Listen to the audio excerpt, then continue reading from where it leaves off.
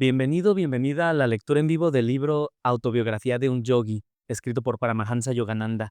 Estamos en el capítulo 35. Mi nombre es Uriel. Gracias por estar aquí en Tarot Búho Cósmico y vamos a continuar con esta hermosa lectura. La vida crística de la Giri Mahasaya. Deja ahora, pues conviene que así cumplamos toda justicia. San Mateo 3:15.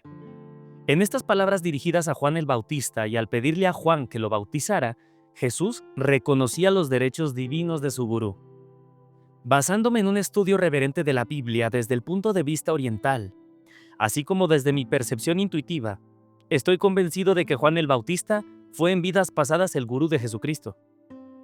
Existen numerosos pasajes en la Biblia que infieren que, en su última encarnación, Juan y Jesús eran respectivamente Elías y su discípulo Eliseo. Al final mismo del Antiguo Testamento es una predicción de la reencarnación de Elías y Eliseo. Voy a enviaros al profeta Elías antes de que llegue el día de Yahvé, grande y terrible. Así Juan, o sea Elías, enviado antes de que llegue el día de Yahvé, había nacido con cierta anticipación para servir de heraldo a Cristo. Un ángel se le apareció a Zacarías, el padre, para dar testimonio que su hijo venidero, Juan, no sería otro que Elías. El ángel le dijo: no temas, Zacarías, porque tu petición ha sido escuchada. Isabel, tu mujer, te dará un hijo, a quien pondrás por nombre Juan, y convertirá al Señor su Dios a muchos de los hijos de Israel e irá delante de él con el espíritu y el poder de Elías, para hacer volver los corazones de los padres a los hijos y a los rebeldes a la prudencia de los justos, para preparar al Señor un pueblo bien dispuesto. Y aquí hay una nota del autor. Una nota del autor que dice: muchos pasajes bíblicos revelan que la ley de la reencarnación era ya comprendida y aceptada. Los ciclos de reencarnación son una explicación más razonable para los diferentes estados de evolución en que se encuentra la humanidad, y es superior a la teoría común occidental de que algo, la conciencia del ego, sale de la nada, persiste con variantes de lozanía por 30 o 90 años y luego regresa a su original vacío. La naturaleza inconcebible de tal vacío es un problema que deleitaría el corazón de los letrados de la Edad Media. Jesús, inequívocamente, identificó 2 veces a Elías como Juan. Os digo, sin embargo, Elías vino ya, pero no le reconocieron. Entonces los discípulos entendieron que se referían a Juan el Bautista. De nuevo Jesús dijo: pues todos los profetas, lo mismo que la ley, hasta Juan profetizaron. Y, si queréis admitirlo, él es Elías, el que iba a venir. Cuando Juan negó que él fuera Elías, quiso decir que en el modesto papel de Juan ya no venía con la alta investidura exterior de Elías, el gran gurú. En su encarnación anterior, él ya le había dado el manto de su gloria y su riqueza espiritual a su discípulo Eliseo. Eliseo respondió: que pasen a mí 2/3 de tu espíritu, replicó.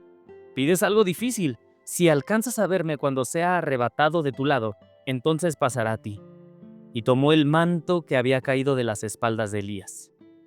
Los papeles se habían cambiado porque Elías, o sea Juan, ya no necesitaba ostensiblemente ser el gurú de Eliseo, Jesús, quien había alcanzado la perfección divina. Cuando Cristo se transfiguró en la montaña, San Mateo 17:3, fue a su gurú Elías y a Moisés a quienes vio. Y una vez más, en su hora postrera, en la cruz, Jesús pronunció el nombre divino: Elí, Elí, lema sabactaní. Esto es: Dios mío, ¿por qué me has abandonado? Al oírlo, algunos de los que estaban allí decían: a Elías llama este. Deja, vamos a ver si viene Elías a salvarle. El eterno lazo entre gurú y discípulo, que existía entre Juan y Jesús, estaba igualmente presente entre Babaji y la Giri Mahasaya. Con tierna solicitud, el inmortal gurú cruzó las turbulentas aguas abismales que separaban las encarnaciones de su chela, y guió los pasos sucesivos que luego siguiera al niño, más tarde, el adulto, la Giri Mahasaya. No fue sino hasta que el discípulo había llegado a la edad de 33 años, cuando Babaji consideró que había llegado el tiempo para restablecer abiertamente el nunca roto lazo. Luego, después de su breve encuentro cerca de Raniquet, el magnánimo maestro no mantuvo a su amado discípulo a su lado, sino que le confirió una misión ostensible en el mundo. Hijo mío, vendré cuando me necesites. ¿Qué amante mortal puede cumplir las infinitas implicaciones de semejante promesa? Desconocido para la sociedad en general, un gran renacimiento espiritual comenzó a fluir en 1861, en una remota parte de Benarés. Tal como la fragancia de las flores no puede ser suprimida, así Lejiri Mahasaya, viviendo quietamente como un ideal hombre de hogar, no podía ocultar su gloria innata. Poco a poco, de todas las regiones de la India, como las abejas, los devotos buscaron el néctar divino del maestro liberado. El jefe inglés de la oficina de Lahiri fue uno de los primeros en notar el trascendental cambio de su empleado, a quien llamaba con cariño Extático Babu. «Señor, parece usted triste. ¿Qué ocurre?». Lahiri Mahasaya le hizo esta compadecida pregunta a su jefe una mañana. «Mi esposa, que se encuentra en Inglaterra, está gravemente enferma y me siento destrozado por la ansiedad. Yo le obtendré noticias de ella». Lahiri Mahasaya abandonó la oficina y se sentó por corto tiempo en un lugar apartado. A su regreso, sonrió consoladoramente. Su esposa está aliviándose. Ahora le está escribiendo a usted una carta. El omnisciente yogi citó algunas de las frases de la carta. Extático Babu, ya sé que usted no es un hombre común y corriente, sin embargo, no puedo creer que por su propia voluntad pueda usted suprimir el tiempo y el espacio. Por fin, llegó la anunciada carta. El sorprendido superintendente comprobó que no solo contenía las buenas nuevas del restablecimiento de su esposa, sino también las mismas frases que semanas antes le había citado Lahiri Mahasaya. La esposa vino a la India unos meses más tarde. Al conocer a Lahiri Mahasaya, la dama le contempló reverentemente. «Señor», le dijo, «era su forma, nimbada por un halo de luz gloriosa, la que yo vi hace unos meses al lado de mi cama cuando me encontraba enferma en Londres. En aquel instante, fui inmediatamente sanada. Poco tiempo después estuve en condiciones de hacer el largo viaje por mar a la India. Día tras día, 1 o 2 devotos buscaban al sublime gurú para recibir la iniciación en Kriya. Además de estos deberes espirituales, de sus deberes familiares y de su trabajo, el gran maestro asumió siempre un entusiasta interés por el problema educativo. Organizó muchos grupos de estudio y jugó un papel muy importante en el desarrollo de una gran escuela de cursos secundarios en Bengalitola, un distrito de la ciudad de Benarés. Las pláticas semanales sobre temas de las escrituras que el gurú exponía fueron tan conocidas que se les llamó la Asamblea del Gita. Ávidamente concurrían a ellas muchos entusiastas buscadores de la verdad. Por medio de estas múltiples actividades, Lahiri Mahasaya trató de responder a la protesta habitual. Después del trabajo y de cumplir con los deberes sociales, ¿qué tiempo queda para la meditación devocional? La armoniosa y bien equilibrada vida del gran hombre de hogar fue la inspiradora contestación para millares de hombres y mujeres. Ganando un modesto sueldo, llevando una vida de sobria economía y carente de toda ostentación, vivía en forma disciplinada y feliz cumpliendo con todos sus deberes mundanos. Aunque asentado en el trono del Ser Supremo, Lahiri Mahasaya mostraba su reverencia a todos los hombres, independientemente de sus diferentes méritos, y cuando sus devotos le saludaban, él a su vez se inclinaba ante ellos. Con la humildad de un niño, el maestro tocaba con frecuencia los pies de otras personas, pero raramente consentía que se le rindiese a él tal honor, aun cuando esta demostración de reverencia al gurú constituye una costumbre arraigada en Oriente. Un significativo rasgo de la vida de Lahiri Mahasaya fue el hecho de que impartió la iniciación en Kriya a personas de todas las religiones, sin limitarse únicamente a los hindúes, ya que hubo tanto musulmanes como cristianos entre sus discípulos destacados, monistas y dualistas, y aún miembros de sectas no organizadas o reconocidas. Todos por igual e imparcialmente eran instruidos por el gran gurú universal. Uno de sus más aventajados chelas era Abdul Gufur Khan, un musulmán. Aun cuando había nacido en la elevada casta de los brahmines, Lahiri Mahasaya hizo cuanto pudo en su época para abolir el absurdo y rígido fanatismo de las castas. Todos, sin excepción, e independientemente de las diferencias sociales, encontraron cobijo y amparo bajo las alas omnipresentes del gurú, quien, como todos los profetas inspirados por Dios, dio nuevas esperanzas a los abandonados y desamparados de la sociedad. Qué hermoso, como todos los profetas, los verdaderos profetas, dio nuevas esperanzas a los abandonados y desamparados de la sociedad. Recuerden que ustedes no pertenecen a nadie y que nadie les pertenece. Reflexionen en que algún día, inesperadamente, tendrán que abandonar todo lo de este mundo.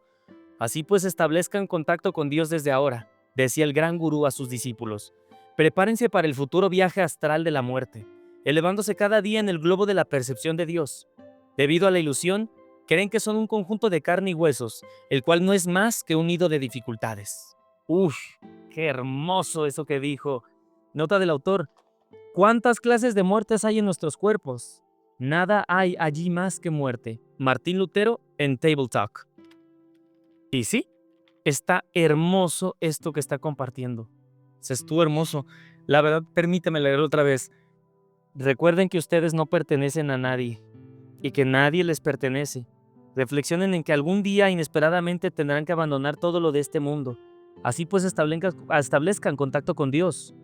Decía el gran gurú a sus discípulos. Prepárense para el futuro viaje astral de la muerte, elevándose cada día en el globo de la percepción de Dios. Debido a la ilusión, creen que son un conjunto de carne y huesos, el cual no es más que un nido de dificultades. Mediten incesantemente para que pronto pueda contemplarse como la esencia infinita, libres de toda miseria humana. Cesen de ser prisioneros del cuerpo usando la llave secreta del Kriya. Aprendan a escapar hacia el espíritu. El maestro estimulaba a sus diversos discípulos a adherirse a las buenas disciplinas tradicionales de sus propias religiones, haciendo hincapié en la naturaleza universal de la práctica técnica de Kriya Yoga para alcanzar la liberación. Lahiri daba libertad a sus chelas para que vivieran sus vidas de conformidad con el ambiente y creencias en que habían nacido. Un musulmán debe efectuar un namash. Namash, la oración principal de los musulmanes, que se repite usualmente 5 veces al día, indicaba el maestro. Varias veces al día, el hindú debe sentarse a meditar. Un cristiano debe arrodillarse varias veces al día, orando a Dios y luego leyendo la Biblia. Con sabio discernimiento, el gurú conducía a sus seguidores ya sea a través del sendero de Bhakti, devoción, Karma, acción, Jnana, conocimiento, o Raja, completo, real. Yoga, Raja Yoga, según las tendencias naturales de cada uno de ellos. El maestro era lento en otorgar su permiso para que los devotos entraran formalmente en el sendero monástico. Siempre les hacía presente que deberían reflexionar en las austeridades de dicha vida. Y pues claro, imagínate, no creo que sea una decisión tan fácil. Ya ves Yogananda que ya se estaba escapando a los Himalayas, pero no todos, ¿no? Limpien su mente, dice. El gran gurú enseñó a sus discípulos a evitar las discusiones teóricas acerca de las escrituras. Dice, está buenísimo esto, solamente aquel que se dedica a percibir y no meramente a leer las antiguas revelaciones es en verdad sabio. Resuelvan todos sus problemas a través de la meditación. Me encanta. Solamente aquel que se dedica a percibir y no meramente a leer, escucha eso. Las antiguas revelaciones es en verdad sabio. Resuelvan todos sus problemas a través de la meditación. En lugar de vanas especulaciones religiosas, busquen la verdadera comunión con Dios. Busquen la verdadera comunión con Dios. Limpien su mente de los escombros de los dogmas teológicos. Dejen que penetren en ella las frescas y bienhechoras aguas de la percepción directa de la verdad. Pónganse en armonía con la activa guía interior. La divina voz posee la respuesta para cada uno de los dilemas de la vida. Aun cuando el ingenio del hombre para buscarse dificultades parece ser inagotable, el auxiliador infinito no es menos ingenioso. La omnipresencia del maestro fue demostrada un día ante un grupo de discípulos que escuchaban su exposición sobre el Bhagavad Gita. En medio de una explicación sobre el significado de Kutastha Chaitanya, o sea, la conciencia crística, presente en toda la creación, Kutastha Chaitanya, Lahiri Mahasaya súbitamente exclamó jadeante: «Me estoy ahogando en los cuerpos de muchas almas, cerca de las costas de Japón». A la mañana siguiente, sus chelas leyeron en un periódico cablegrafiado la noticia de la muerte de muchos pasajeros cuyo barco había zozobrado el día anterior cerca de Japón. Discípulos distantes de la Lahiri Mahasaya se daban con frecuencia cuenta de la manifiesta presencia de él. Yo estoy siempre con quienes practican kriya, decía, consolando a aquellos chelas que no podían permanecer cerca de él, y los guiaré al hogar cósmico, a través de sus percepciones espirituales en continua expansión. Sri Bhupendra Nath Sanjal, o Sanjal, un eminente discípulo del gran gurú, relató que en 1892, siendo él un joven y encontrándose incapacitado para viajar a Benares, oró a la Lahiri Mahasaya, pidiéndole que le instruyera espiritualmente. El maestro se le apareció en un sueño y le confirió Diksha, iniciación espiritual. El muchacho fue posteriormente a Benares y le rogó al gurú que le concediera Diksha. Ya te he iniciado en un sueño, replicó la Lahiri Mahasaya. Si un discípulo descuidaba algunas de sus obligaciones mundanas, el maestro, con dulzura y amabilidad, le corregía y disciplinaba. Las palabras de la Lahiri Mahasaya siempre eran suaves y tiernas, aun cuando se veía obligado a hablar abiertamente de las faltas de algún chela. Me contó en una ocasión Sri Yukteswar, agregando maliciosamente: ningún discípulo escapó jamás del anzuelo del maestro. No pude menos que reírme, pero sinceramente le aseguré a Sri Yukteswar que, punzantes o no, sus palabras eran música para mis oídos. La Lahiri Mahasaya había dividido cuidadosamente el kriya en 4 iniciaciones progresivas. Concedía las 3 técnicas más elevadas únicamente a los devotos que habían manifestado un definido progreso espiritual. Un día, cierto chela, considerando que no se le había apreciado en su verdadero valor, manifestó ostensiblemente su descontento. «Maestro», dijo, «con certeza ya estoy preparado para la segunda iniciación». En ese momento, se abrió la puerta y entró un modesto discípulo, Brinda Bhagat, Brinda Bhagat, que era un cartero de la ciudad de Benares. «Brinda, siéntate cerca de mí». El gran maestro le sonrió amablemente. «Dime, ¿estás ya listo para recibir la segunda técnica de kriya?» El pequeño cartero unió las manos en ademán suplicante. «Gurudeva», dijo alarmado, «por favor, no más iniciaciones. ¿Cómo podría yo asimilar una técnica más elevada? He venido hoy para pedirle sus bendiciones porque la primera parte del kriya me ha embriagado tanto que ya no puedo entregar mis cartas». Brinda nada ya en el océano del espíritu. A estas palabras de la Lahiri Mahasaya, el otro discípulo bajó la cabeza. «Maestro», le dijo, «ya veo que he sido un mal obrero, que he culpado de su inhabilidad a las herramientas». El cartero, que era un hombre sin cultura, desarrolló más tarde su intuición mediante la práctica de kriya a tal grado que hasta catedráticos le buscaban ocasionalmente para obtener de él la interpretación de complicados pasajes de las escrituras. Inocente por igual de pecado y sintaxis, el pequeño Brinda ganó renombre en los dominios de los ilustrados pandits.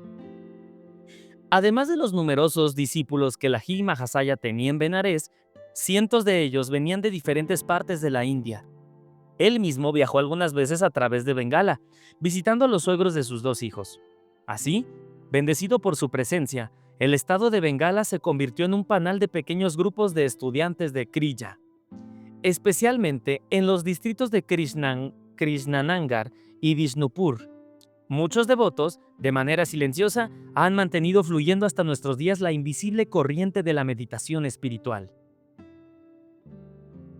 Entre los muchos santos que recibieron kriya de manos de la Lahiri Mahasaya, debe mencionarse al ilustre Swami Bhaskarananda Sarasvati, de Benares, y al gran asceta de Deogar, Balananda Brahmachari.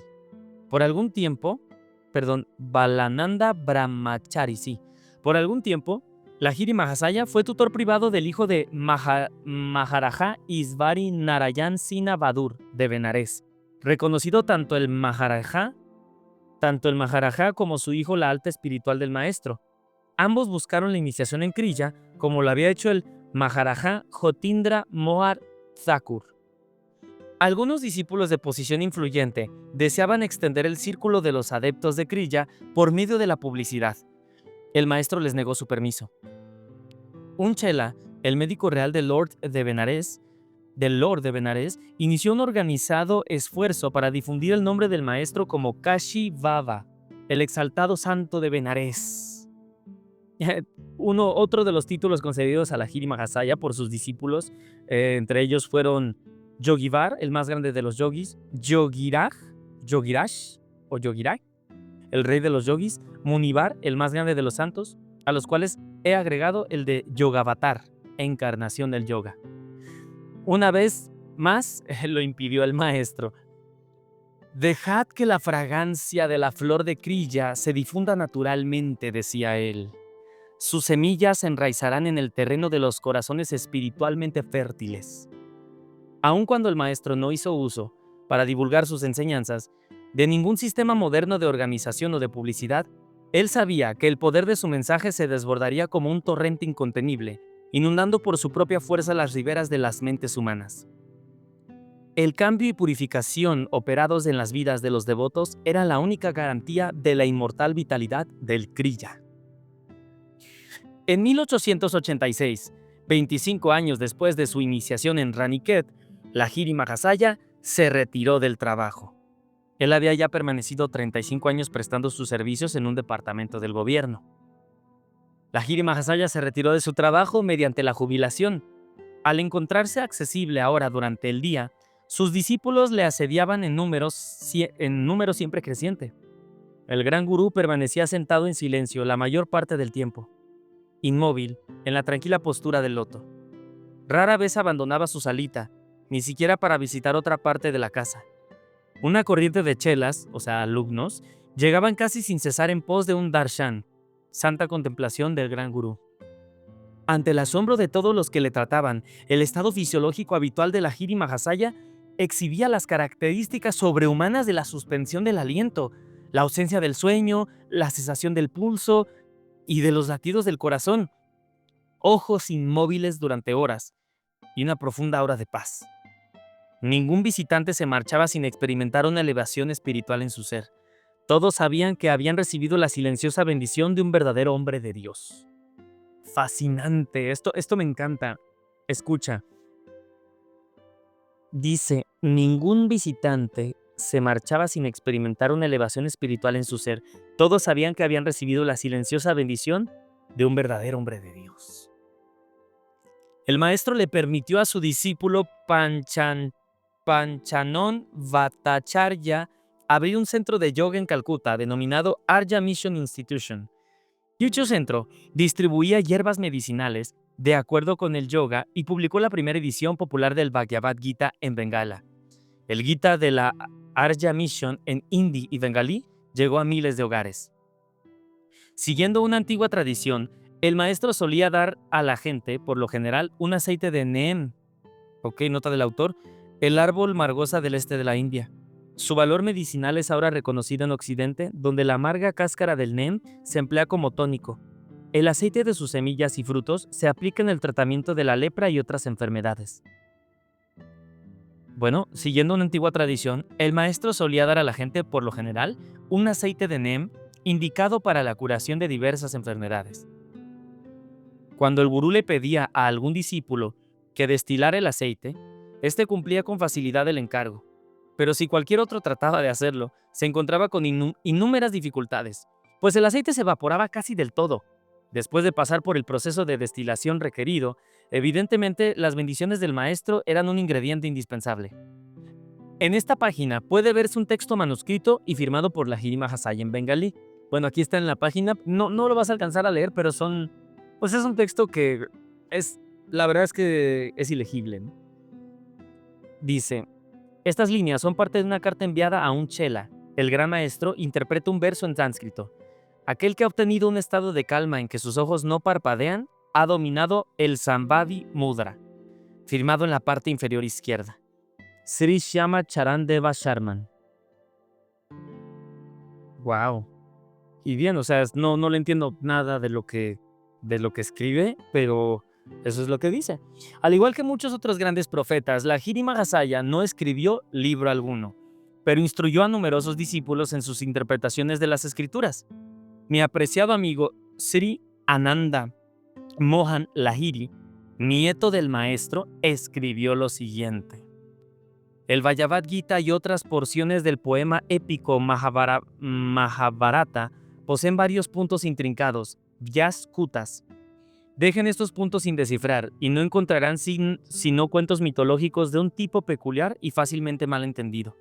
Dejen estos puntos problemáticos sin explicar y habremos perdido una ciencia que la India ha preservado con paciencia sobrehumana, como resultado de una milenaria búsqueda experimental. Pues claro, está hablando del Bhagavad Gita. Aclarando las alegorías, la Giri-Magasaya ha traído a la luz la verdadera ciencia de la religión, astutamente oculta tras la enigmática imaginería de las escrituras. El maestro comprobó la plenitud del valor científico que yace en las fórmulas védicas para la adoración, demostrando que éstas no son solo un ininteligible juego de palabras. Sabemos que el hombre es habitualmente impotente ante las malas pasiones, pero éstas se hacen inofensivas y el hombre no encuentra motivos para entregarse a ellas. Cuando en él nace el conocimiento de un gozo superior y perdurable a través de la práctica de Kriya Yoga, aquí la renunciación, la negación de la naturaleza inferior, se sincroniza con una gratificación, la experiencia de la bienaventuranza. De no contar con este proceso, las normas morales que abarcan meras prohibiciones carecen de todo valor para nosotros. Detrás de todas las manifestaciones fenoménicas yace el infinito, el océano de poder. Nuestras ansias de actividades mundanas matan el sentido de reverencia espiritual que yace en nuestro interior. La ciencia nos enseña a utilizar los poderes de la naturaleza, mas no por ello comprendemos que en el fondo de todo nombre y toda forma yace una vasta vida. De nuestra familiaridad con la naturaleza ha nacido nuestro desdén hacia sus enigmas esenciales. Mantenemos con ella una relación de tipo meramente práctico. La perturbamos, por así decirlo, con el objetivo y el objeto de descubrir en qué formas podemos forzarla a servir para nuestros propósitos. Hacemos uso de sus energías, cuya fuente permanece aún desconocida. En la ciencia, nuestra relación con la naturaleza se asemeja a la que existe entre un arrogante caballero y su sirviente. O, en un sentido filosófico, la naturaleza se parece a un prisionero en el banco de los acusados. La interrogamos y contrainterrogamos, la desafiamos y pesamos minuciosamente sus datos en balanzas humanas. Me encanta, la naturaleza. La interrogamos y la contrainterrogamos. La desafiamos y pasamos minuciosamente sus datos en balanzas humanas, incapaces de medir sus valores ocultos. Y por otra parte, cuando el ser se encuentra en comunión con un poder superior, la naturaleza obedece automáticamente, sin violencia y sin tensión alguna, a la voluntad del hombre. Este natural dominio sobre la naturaleza es considerado como un poder milagroso por el materialista, incapaz de comprender tal fenómeno. ¡Uf! ¡Qué hermoso! ¿Escuchaste eso? Voy a volverlo a leer. Cuando el ser se encuentra en comunión con un poder superior, la naturaleza obedece automáticamente, sin violencia ni tensión alguna, a la voluntad del hombre. Este natural dominio sobre la naturaleza es considerado como un poder milagroso por el materialista, incapaz de comprender tal fenómeno. Es que es un milagro. Bueno, así lo llama el materialista. La vida de la Giri-Mahasaya estableció un ejemplo que transformó el erróneo concepto de que el yoga es una práctica misteriosa. Por encima de las concretas realidades de la ciencia física, cada hombre puede encontrar en Kriya Yoga la vía para comprender su verdadera relación con la naturaleza y para sentir reverencia espiritual hacia todos los fenómenos, ya sean de tipo místico o cotidiano.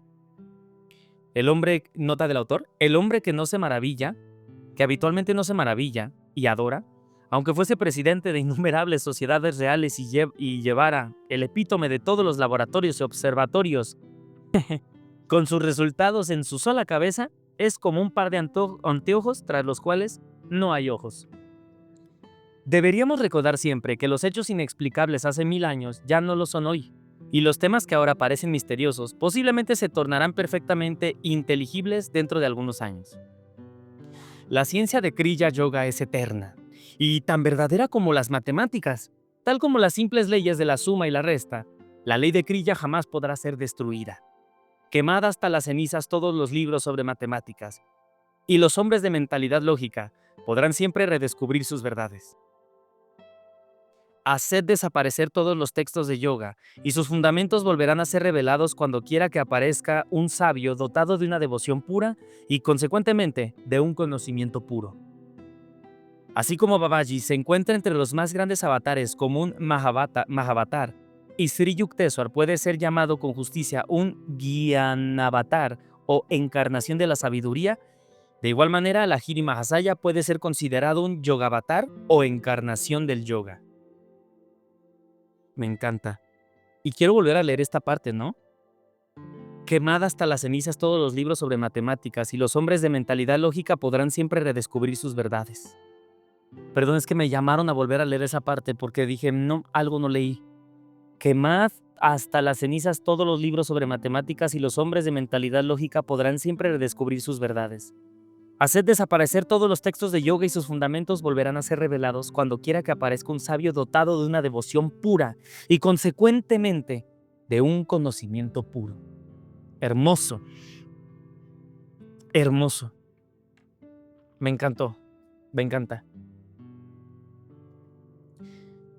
Así como Babaji se encuentra entre los más grandes avatares como un Mahavatar, y Sri Yukteswar puede ser llamado con justicia Gyanavatar o encarnación de la sabiduría, de igual manera Lahiri Mahasaya puede ser considerado un Yogavatar o encarnación del yoga.